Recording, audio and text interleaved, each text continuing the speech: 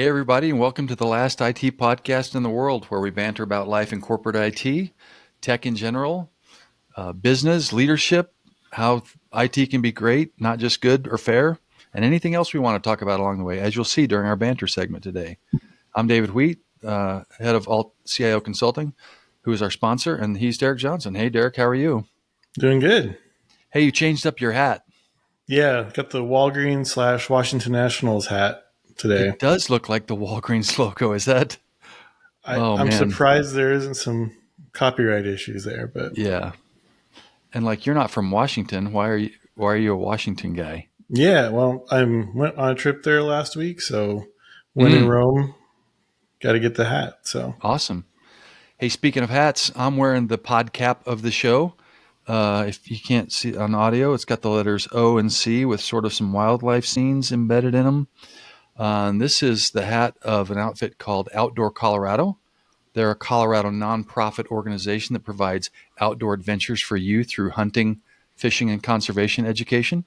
It's a labor of love by the 𝗍𝗵𝗶 family here in Northern Colorado, and their website is outdoorcolorado2020.com. So check them out. Hat of the week. good stuff. Awesome. Hey, speaking of things that are pretty cool, you and I were talking about the IT career. Are you happy in your IT career? Are you happy you chose that? I love it. Yeah, Yeah. you get to learn different industries. Out of college, during college, I got to go be an intern in DC. And speaking of DC, and meet like a former attorney general and fix his printer. So even when the work is mundane, you get to meet interesting people. So, Wow, that should be like on your LinkedIn bio, I think. Yeah. Fixed a former attorney general's printer. Yeah, fixed paper jam Unjammed his printer. Replaced toner cartridge. Yeah, real quickly, I want to tell you about, so IT can definitely take you places. It took me and my family to Europe. That's a whole other story.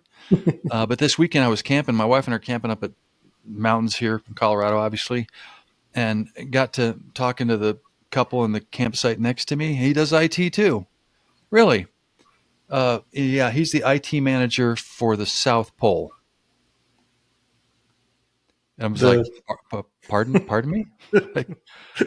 There is a scientific base, a permanent scientific base. It's called South Pole Station. It's got a more formal name. I forget it now, but he's the IT manager for the South Pole facility, the facility that sits on the South Pole. He's the IT manager. That's crazy. I was like, well, okay, I've got a podcast with 12 listeners, so, kind of got that going for me. I do feel like North Pole would have been more impressive with the Santa's Workshop and all that. I bet they have a more complicated IT presence. By the way, I made a joke. I said, by the way, it's right. I said, so you can see the barber pole from there? He said, there is a barber pole. And I said, well, you're pulling my leg, but I dig it. He said, no, Google it. There's a barber pole. I'm sure. Here, before we get off this topic, here's a fun fact for our listeners and you. You know what the elevation of the South Pole is? I've heard it's kind of mountainous. I'm going to guess 500 feet. 10,000 feet above sea level. Really? Same exact reaction I had. There's a continent down there somewhere, and then there's 2 miles of ice on top of that continent, and then there's the station. So it's one of the harshest places. I wish I could have talked to him longer about the challenges of doing IT in that hostile environment. But before we turn on the next step, by the way, kids, when they send people to Mars, there's going to be someone from IT going with them. Right. Like comms and all that stuff. So IT is a pretty cool career, and it can take you places even to the end of the earth. So that was pretty cool. Derek, we got 2 episodes in the can. This is our 3rd. And so we're starting to collect some numbers. Obviously, we're getting some data in. And here's the number I want to talk about today that's rolled in. The number is 3.5. 3.5. Okay. You can't guess, so I'll just tell you. That's apparently the number of times per episode that I push up my glasses with my index finger, as I'm demonstrating now that I do this. So that came to me through my personal image consultant. I have a personal. That's a position we don't credit on the podcast. We don't credit on, but I do have a personal image consultant, and they have watched both of my episodes and told me that I push up my glasses with my index finger a lot and gave me the data. So do you have I do. Yeah. Do you have a personal image consultant? Yeah. You do. Yeah. Oh, that's great. She's done some great work in the past 20 years, give or Oh, take. I can tell by the snazzy blue T-shirt and the baseball cap. Hey, listeners, I'll tell you how you. By the way, did you notice that I just did 2 fingers to the rim? Apparently, So completely socially acceptable. adjustments are happening. Yeah, I did it this way, which is completely socially acceptable. This is a complete faux pas. I'm not even aware I'm doing it. So, hey, kids, if you're, especially if you're a man listening to the podcast, here's how you can know. Maybe you have a personal image consultant and don't even know it. Here's how you can know. Conversation might go like this. Your personal image consultant might say to you, you do know we're going to a wedding, right? And you might say, yeah, why? And then your personal image consultant might say, you're wearing those shoes. And then you might say, hey, these are my comfortable shoes. And that's how you know you have a personal Yeah. image consultant. Hey, Derek, you're my friend. I know you would tell me the truth. We're doing this unrehearsed, and you'll tell me the truth in front of all these listeners and everything. Like on a nerd scale of 1 being not nerdy, that's like Ryan Reynolds, or being 10, like Weird Al Yankovic. Where would, like, when you look across a restaurant and see someone do this, and I'm pushing up my glasses with me, like, where do you rank that? Just tell me honestly. I need to grow here. I'd say that's in the 3 or 4 range. Really?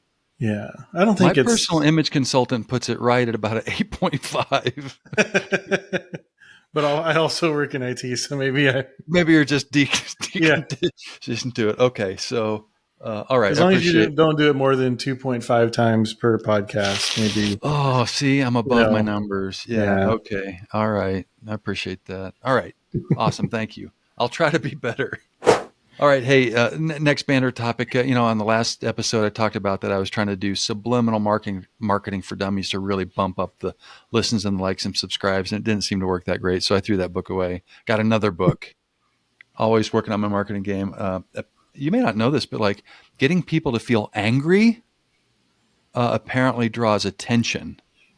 And so I got a book called Rage Marketing for Dummies, and it just says I should take I should make a outrageous opinion, and then it'll offend people, and somehow I get marketing from that. I just read the intro and the Is it first like chapter. an enemy of my enemy is my friend? Like you make somebody mad, and then somebody's happy that they're mad and they like you, or I think or it's do you- more do you like rage out your potential? there's no bad publicity. All publicity is good publicity. Maybe. Yeah. The hatred burns my brand, Alt-CIO Consulting, into your brain. I'm not sure. But I I've did received think, some very hostile like marketing emails lately that are like, you ignore 3 or 4 and it's like, well, maybe you don't care about cybersecurity. And like, well, it's not my role, but apparently you're like, yes, I do. I do too. You shut up. Anyway, so hey, kids, if you're if you're under the age of 12, don't say shut up. That's not nice. But Only to the pets. yeah, exactly right. So I'm going to try some rage marketing. I'm going to take this is the truth. So you just see, like, if you just feel the rage boiling up with you, and then like feel like you want to like reach out to me for a proposal or an engagement. But so I think regular Oreos, the original Oreos, are trash. Really? Yes. I think they're an emergency cookie only. Like if you were scrambling late at night and just really wanted something, and some stranger had brought regular Oreos into your house because we don't buy them, and you just were desperate, they're out of ice cream, there was no more sponge cake, whatever, you would eat one. Emergency cookie. I get the feeling you're in a little bit different place than me. Are you feeling the rage? I'm closer to you than you think. I have Okay. a child who would be very enraged by your opinion. Oh, by the way, Yeah. that's good. Oreos are for kids, but keep going. So first of all, like I'm kind of an Oreo purist. I don't like the double stuffed, triple stuffed, odd flavors inside. If I'm going to eat an Oreo, it's got to be the simple 1 layer, right? Frosting to cookie ratio. Yeah. I also never crave them organically. Not I want organic Oreos, but I don't ever say, "Oh, I want an Oreo." However, when my child will have an Oreo and will ask if I want one and I have it, I do like it quite a bit. So, Yep. Okay, here comes the second part. Perfect. Here's the second part. Golden Oreos. I'll Mm-mm. do since we're IT. I'll do it in code. The statement, if golden Oreos greater than original Oreos, evaluates to true for me. Really? Holding up. By the way, hey, at Nabisco / at Oreos, if you want to pay me because I did a product placement on my Mhm. podcast, be happy to take it. Even though it started These off things, very negative. golden Oreos, welcome. Like, they don't last long in my house. See, now Hmm. you're feeling the rage, aren't you? I can Yeah. see it on your Yeah, face. I'm damaged because in middle school they would have these like assemblies with pranks and stuff, and one of the pranks was replacing the frosting in Oreos with toothpaste and having people eat them. And for some reason, school sponsored pranks were a thing. I don't understand that, but You, um, we're going to have a whole other episode on assemblies with pranks, Derek. so I can't look at an Oreo and not envision toothpaste replacing the frosting Okay, in there. so So I've gone past rage to trauma with we're you. into PTSD. Yeah. Oh, I'm really, really sorry. I'm with you on the abominations of double stuff, and there's a cotton candy one out So, now, and of course there's a pumpkin spice one out now. mm-hmm. But so I just did this. So now people are feeling enraged because there's a lot of Oreo lovers out there. Apparently, well, all of enraged is children under 12, who don't listen to podcasts anyway. But I think golden Oreos are so much better than regular Oreos, and part of it is I hate things that pretend to be chocolate by being dark brown and aren't really quite Mm, chocolate. yeah. So in October, we'll have to do like we'll have to rank worst Halloween candies. I've got a whole set of Mm-hmm. those. But is Oreo cookies really chocolate, or are they just like super dark brown? Hmm. Yeah. Okay. So you don't That's a know. good question. Yeah. Yeah. Anyway, golden Oreos, greater sign, regular Oreos. It's going to just have a flood. This is going to go viral. I'm going to get, lots of clicks on my website. So rage marketing apparently is the way to go. We'll have a golden Um, Oreo hat sponsored next episode. yeah. Yeah. Nabisco. Hey, at Nabisco, if you want to send me an Oreo hat, you could be on the We podcast can of the change this show. opinion entirely. Exactly. All right. Hey, we've got some more great stuff coming up that's a little bit more serious than the banter segment, but we'll be back to all that right after this.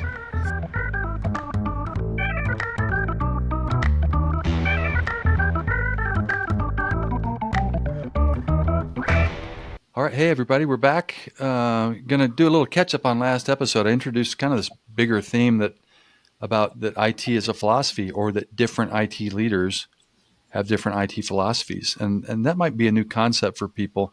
So I kind of want to give an example of that. I've talked about this. If you look at anything in life where two companies approached the same problem and solved it differently, something driving them was their design philosophy or their safety philosophy or whatever. But I call it philosophies. Other people might call it methodologies or perspectives or design perspectives or things like that. And I thought of an example of that. So I have two automobiles, and they both have adaptive cruise control. Do you have any cars with adaptive cruise? Yes, love it. It's the best thing ever. It finally makes cruise worthwhile. Exactly. You nailed it. Like, cruise control back in the day was like you're going to go on a 300-mile trip on interstates. That's when you turned on your cruise. With Right. adaptive cruise, you hit a town street with a 35-mile speed limit. You flick that on, Mm-hmm. and it's doing work for you. Is that how you use it? Yeah, or use it on highways. But Oh yeah, to your example of like you're going 80 miles an hour and then you can't because there's a car in front of you doing 70 miles an hour, right. and you're always turning it off. So to have adaptive and just I'm going to follow this car, and if they're too slow, I'm going to go around them, and then I'll go back up to the speed I want to go. So Yeah. And just for people who haven't experienced adaptive, old style cruise control was you'd said go 65, and it would go 65 and had no awareness of anything around it. So if traffic in front of you stopped and you were going 65, your car just plowed into them. Adaptive cruise has like sight and sensing sensors built into the car that are looking at traffic ahead of you. So if you say, I want to go 65 and traffic in front of you slows to 50, 45, 40, and you've said, please keep 3 car lengths, your car just automatically sees that and adapts and goes slower. And then when they move without you touching anything, you don't have to do resume. When they start to speed back up, and then it'll top out, stop at 65. I use it in town a lot. It's great for stop and go interstate traffic or just traffic. I use it a lot in town, 35 mile an hour zones or whatever. So that's the background. And I have 2 cars, and I'll call them car S and car H. So here's how they're engineers in separate, engineering design said, hey guys, we got to make adaptive cruise. And philosophy started to play into what they did. Car S handles a slowing situation like this. It could be stop and go on the interstate, could be in town, but it does this. You're set at, let's say 45, and the car in front of you starts to slow down. Car S slows down. It keeps slowing down, slows down until gently car number 1 stops, and car S, the adaptive cruise, stops and just sits there because the car in front of you stopped. Makes total sense. And when the car in front of you moves, just a flick of the button to say resume, and you're back to safe following distance, and accelerates and follows them again. And so in that one very specific scenario about, what happens when cars in front of you slow, even if it's to a stop, they just take you all the way there. I'm not touching anything but my steering wheel. And often I'll drive through town. I barely touch, I'm just flicking cruise control back on and off. So that's car S. I like car S and their adaptive cruise. Somewhere in a design laboratory, car H had a different philosophy. My theory is they had a bunch of attorneys sitting around the table with them. So same scenario, you've set it at 45, traffic in front of you starts to slow down, car H starts to slow down, and for some reason, when car H hits 21 miles an hour, it just turns off adaptive cruise. It goes beep, over to you, driver. I'm not dealing with this nonsense. I don't know how to stop, or I don't want to. But really what happened was engineering philosophy said we shouldn't stop all the way. Now imagine that you're going down a slight hill. You're going 45, 40, 35, 30, 21. Now your car has gone from slowing to gently accelerating towards the car in front of you. And this is going to be a common question on my podcast, apparently. Why? Like, I trust the machine. I trust your vision system. You're never distracted. I'm often distracted. Take me all the way down to gentle stop. And by the way, the worst is stop and go traffic on the interstate, because that's when you want it to just do its thing all the time. Right. You want it, because sometimes you go down to 5 and you're crawling along. Car S is crawling along for you. Car H says, over to you. You've got to accelerate and brake. And now I'm liable to get distracted and bump the car in front of me. So 2 different design philosophies. One said, yeah, we got this. This technology will handle this and make this person safer. And I don't know why, but car H said, oh no, we couldn't possibly slow down past. And by the way, they didn't choose 20, 21 miles an hour. We'll just bail. We'll give a beeping sound, and then we'll hope everything works out for the best.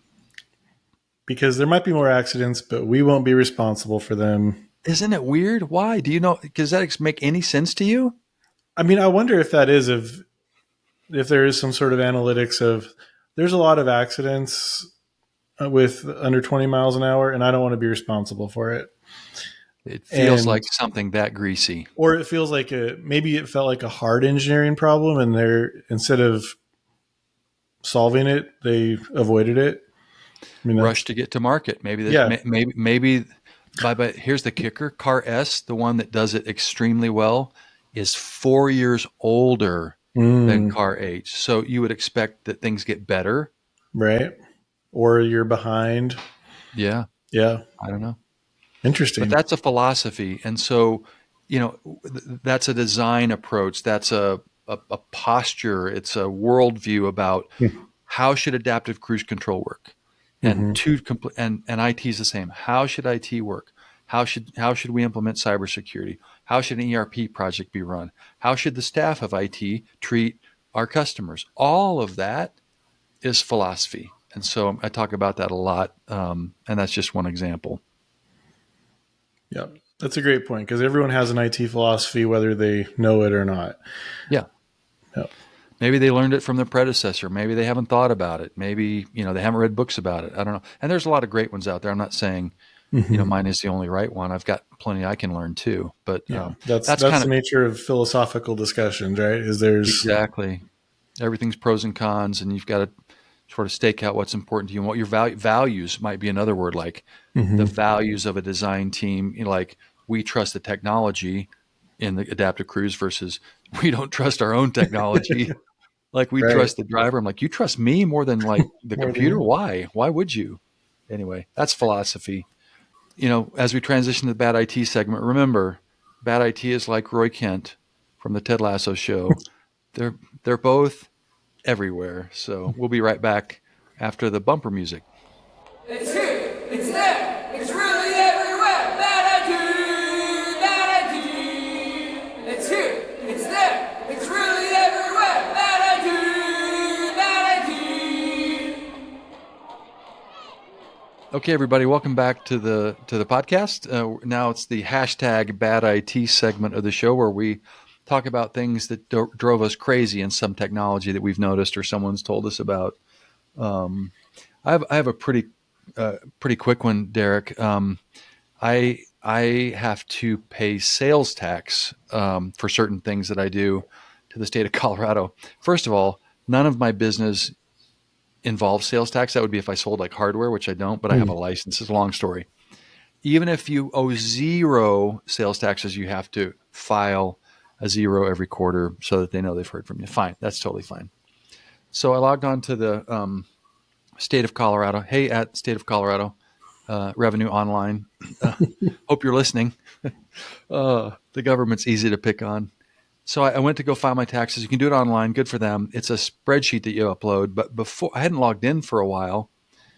So they wanted to send me a text code to my registered cell phone number. And I said, and they presented me a screen and said, send the code. And I pressed send the code and looked at my phone. Usually that's seconds, but I thought, okay, maybe it's like, maybe this equipment was, like bid it out to the lowest bidder. Takes a while. It's the old cast off. Yeah. Didn't happen. So I it's got like a, send again. I did send again and nothing on my phone. I waited 5 minutes each time. I'm like, what in the world? So then I realized that it had a carrier. You have to, when you set up your code, you have to tell them what carrier, what cell phone provider you use. Have you ever seen that before? No.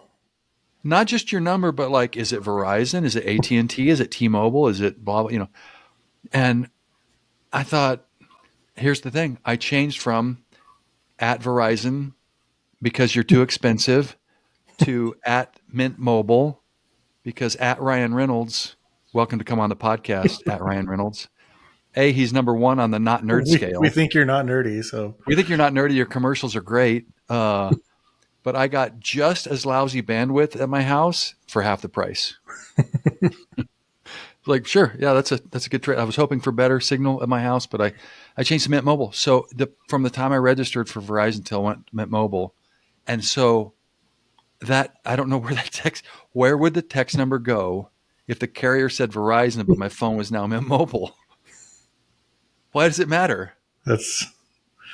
You're an IT guy. Explain it to me, Derek. Why? I think your text message might appear in like the Quantumania movie or something floating around. Yeah, it's gone into a parallel something. We have a phone number, but no carrier. It's there. It's odd because, as you and I both know, phone number plus country code is unique. Should be enough. Yeah. It's unique. Right? Yeah. There's not another. You don't ever dial a number and get two people who answer. Right. So the adding carrier is extraneous and old or something. Anyway, that's really hashtag badIT state of Colorado. sales tax revenue online. I changed it to Mint Mobile. By the way, you wouldn't believe the list of By the way, Mint Mobile wasn't listed. Mm. I had to choose T-Mobile because I happen to know that T-Mobile backs Mint Mobile's network. And press send again, and boop, there it was. So Just common knowledge every user will have of what the back end network is for every provider. Awful. That's like at the year mark of our podcast, we'll go back and rank the bad ITs that we did. But that one's it. That one's gonna be top 3. You've got one too. Yeah, also text message related. So on one of our car loans, we get a text message. It's optional, but you can sign up for text message alerts when your auto pay happens. And, it's car loan through a credit union that the dealer assigned that I have no, some regional credit union from not where I live that I don't care about. So I did want to get notified that the payment had been made just to make sure everything was ducks in a row. It takes 5 text messages to do that for me every month. Wow. So the messages are fairly long, and so they overflow a buffer of what they think a text message can be, but they don't constrain it to fit within the buffer. So I get message 1 of 2, your payment's been scheduled, and then a small text message at the end, message 2 of 2, charges may apply. Thank you for that extra text message. If I was paying charges, I would really be bothered by the fact that the charges may apply part. Yeah, by the way, can we just vote to end the message and data rates apply from everyone? I mean, I feel like we're past that. Like, is anyone still paying 25 cents a text message? Gosh, I hope not. I hope not too. Yeah. Anyway. Yeah. So I get that. And then I get another message so my payment's been scheduled. Now I'm notified that it's being made. Again, 2 messages. Same deal. It overflows. And then a notice that the payment has been made. So we're getting all the tenses. It's going to be made. It's being made. It has been made. Those 5 text messages also don't arrive in any particular order. So I might get may apply, has been made, but that's what it takes to notify me that my payment's been made. My only alternative is to not have text message notification, or I get 5 rather overly detailed messages about the payment being made every month. So that's too bad there's not a slider that says how many messages would you like to receive. Do you want verbose messaging about your payment, or would you just like to know? Nice call out from the coder, verbose messaging. That's right. Verbose mode or whatever that is, I don't know. Yeah. Verbose logging. Yeah. Yeah. And I've got another one come up in the bad IT segment where you just like, from a huge national company, international company, like, how did this stuff get past QA? Right. Like someone said, like, hey, do you think we need 5 messages that don't always come in order? Yeah. Or a software agile team, a product owner that's like, I don't want it to do that to our customers. I don't think anyone wants that. Let's do this. Let's do what we do. Let's design on the fly. What would be your ideal text message from them? So my ideal text message is dollar amount, date it's been paid. That's really it, man. I don't want to know. Yeah, the quantity is 1. The length is probably less than 100 characters. Maybe. Do you mind if I jump on your design bandwagon? Yeah. And a link if you want to go right to your billing and account page. Yeah, that would be great. Here's the headlines. If you'd like more, click here, right? 1 message. Right. Yeah. And that way you've satisfied don't give me 5 spams. Yeah. Here's the headline of what I want to know, because you're going to look at it for 4 seconds and just know that your payment got made. Yep. But if you want more, easy peasy, right? Yep. And if I'm still on my 1995 phone plan and I'm paying 25 cents a message, I'd like to cut my fees down a little bit. Yeah, you should have them contact Alt-CIO Consulting and we'll sell them what we just designed for, I don't know, some money. Yeah. Awesome. Yeah, there's a lot of bad IT out there. It's easy. Like you can just throw a dart and hit it. We're on the mission to do what we can to make that better. So awesome. That's the hashtag bad IT segment of the week. When we come back, it'll be the big idea segment where we talk about something a little bit more serious. Be right back.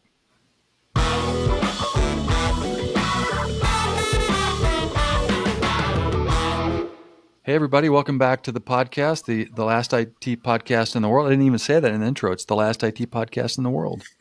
Write us at podcast@alt-co.com if you've got a question, feedback, rage about my Oreo statement. Love that. Back for the big idea. We're talking about some things in the IT, corporate IT space. And Derek, as you know, we sit here on this recording. We're past Labor Day. It's practically almost the middle of September. And lots of things change in September. The air gets a little bit crisp where I live. Probably not where you live. It's down to a crisp 106 today. So. Oh, jeez. What else? What else happens in September that's pretty awesome? Change of season. What? College football. College football. A lot of drama already in college football. Pretty exciting. The NFL kicked off last night. I don't want to lose business, so I'm going to say that I'm happy who lost. Also, the baseball playoffs are firming up. September is always the 2 to 3 month anniversary of when the Colorado Rockies were virtually eliminated from the playoffs. So we're celebrating that 2 or 3 month anniversary. Yeah, exactly. That's pretty exciting. What else? It's past Labor Day, so you can't wear white anymore. That's a big one for me. Yeah, I know your personal image consultant has talked to you about Labor Day and wearing white. What a weird world we live in. But and it also means, Derek, that it's budgeting season. I always knew it was budgeting season because on a Friday at about 4:30, I would get emailed from finance a spreadsheet template for the budget. And gosh, they're running behind. And if they could have it back by Tuesday, that'd be great. And as you may know, IT has like 500 line items of things to keep track of, But that's right. Hey, at CFOs, talking to you in this segment. It's the budgeting. It's the IT budgeting segment. And we're going to give you some free advice from an IT perspective. And aren't you glad we're going to? We're going to play a game called You're Spending Too Much or You're Not Spending Enough. By the way, this is also the time of year that some CFOs wake up and they think about budgeting season and they just dream of the day that their IT spend could be $0. Right. Gosh, if only I didn't have to pay the utility bill and IT spending could be zero. But forward thinking strategic CFOs say, how can I leverage this strategic advantage to crush my competition? So we're going to play You're Spending Too Much, things that we think you might be overspending on, or you're not spending enough, things that you might consider spending a little bit more on. We're just going to go round robin. We've got kind of a list we've sort of quasi pre-prepared. And Derek, you want to go anywhere, like unscripted? Yep. Yeah. So one for me, I work in software development and a lot of cloud development.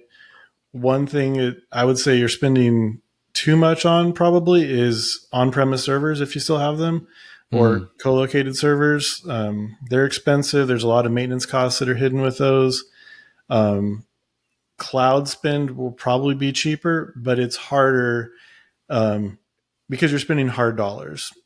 We're used to these we have the server running, we have a running contract with that, but it's easier to do that oftentimes than to let a developer try out a $25 a month cloud service and see if it will meet a need, right?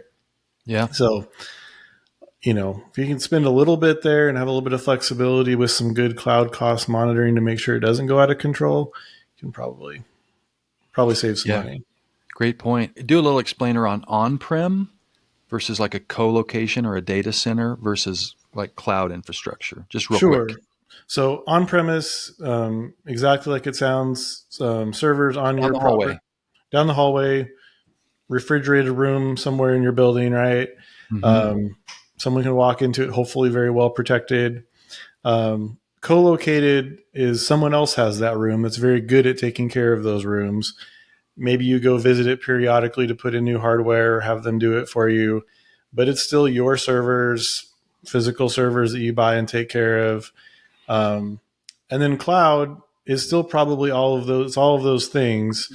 But it's masked to you by a Microsoft or an Amazon or Google giving you platform services typically. So Great. So Yeah, and I'll just say it this way, especially to the at CFOs and other people who aren't aware. Like after this show, you and I could go open up a browser and connect to a service like Amazon AWS or Azure, Microsoft Azure, Mhm. and we could have a 8-core, 32 gig, 2 terabyte server running in 15 minutes Right. by telling them that we wanted one. And it would be running somewhere, some region of the country. We'd never go see it. We'd never see the blinking green lights. And they would charge us on like a taxi meter. When it's running, Mhm. we're paying. And there's a lot of advantages to that, which we, for Yep. sure. The on-prem server you bought, by the way, you capitalized. So Mhm. it's costing you in depreciation that's amortizing out over probably 3 or 4 years. And for some reason, those dollars get looked at differently by accounting and finance folks than hey, what's this subscription that we're paying $300 a month for every month? We're like, Right. that's a server. And it just sometimes doesn't connect. But your approach is don't spend as much on on-prem equipment and spend more pushing those workloads to cloud-based infrastructure. Yep. And especially make it easier to get your developers and architects a chance to get those things spun up, especially in a prototyping mode. Sometimes that's a hard hurdle to get over. It's small dollars, but it's real dollars. And so, getting those expenses Spin up and and spin spin down, down. maybe. Exactly. Because Let's you're not making a 5-year multi-$1,000 commitment. You're You making a say $20 spin up a commitment. server, use it for 60 days, spin it down, prototype Yep. done, right? Yep. Yeah. Exactly. Or scale it down. Yeah. Really good point.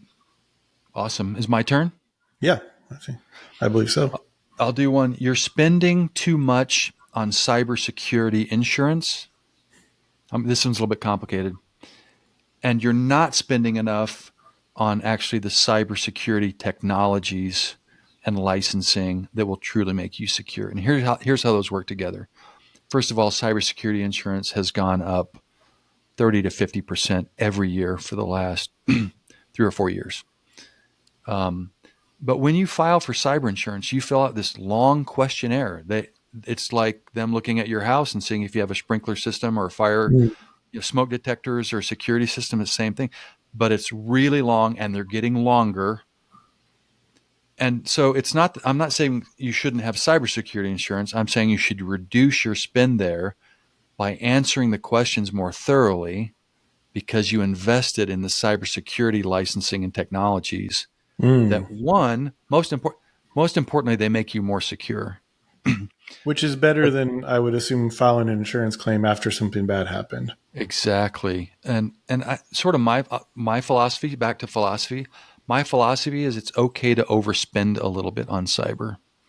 Not to get into the details, we'll cover it on another episode, but there's a lot of different licensing in Microsoft. And usually when you go up in capability in those licenses, eventually what you're getting is just more security. And even for smaller organizations, I'll sometimes say, and this is crazy to some people, buy the top tier license. Mm-hmm. Maybe the E3 is fine for you, but the E5 might be merited at times. It's a good investment. It gives you more tools to keep yourself secure. That's thing one. The bonus is you might save some money on your cyber insurance because you've got those protections in place. Yep. That makes a lot of sense. Yeah. Your turn. We've talked about remote work a little bit, commercial office space spend versus being really good at remote, buying the right technology to make your remote team effective, make your managers effective. I think you can get a lot of bang for your buck with those kinds of tooling options. Yeah. Not to mention leadership and manager training to learn how to better be an effective leader of a remote or hybrid organization. Yeah. I'm sort of surprised sometimes, like you can go your whole career and not get any real quality leadership training. It's true. But specifically with the revolution in, let's say, hybrid work, you're not saying all one or the other, but there's almost always some level of hybrid work. I think we need people to invest in the coaching and the thinking on how to stay connected and keep teams cohesive and productive when they're in a hybrid environment. I would invest. I'd be bullish on investing in that. Yeah. I think in some ways hybrid presents more challenges and opportunities than you can even in a conventional in office, right? You've got your conference calls are different. You've got some people 8 inches from a screen, some people 30 feet from a screen. Making that experience work or avoiding that is a lot you can do there. And back to your point about spending more on sort of the equipment side of things, like the conference room systems and the cameras are getting really good, and they're adapting to hybrid work so that they literally present people in a more lifelike setting. I just was on a call yesterday. We'll talk about it more in another episode, but we're essentially tricking our brains more and more to feel like people are in the room with us. That's great. And there's technologies that are making that. They're even doing spatial audio now. So that if someone that's a tile on the left side of the screen speaks, it'll come out of only the left speaker. And if someone on the right tile of the screen you're looking at speaks, it'll come out of the right speaker in a room system. Wow. Because our brains, it throws our brains fewer curveballs, and we're essentially Jedi mind tricking ourselves into feeling like we're as close to being present as we can be. Yeah. I'd look at those systems as well. Really good point. Yep. You got another one? You're spending too much on what people erroneously call the soft dollars of your key staff members, spending hours a week gathering and collating and pivoting and VLOOKUPing their own data over and over and over.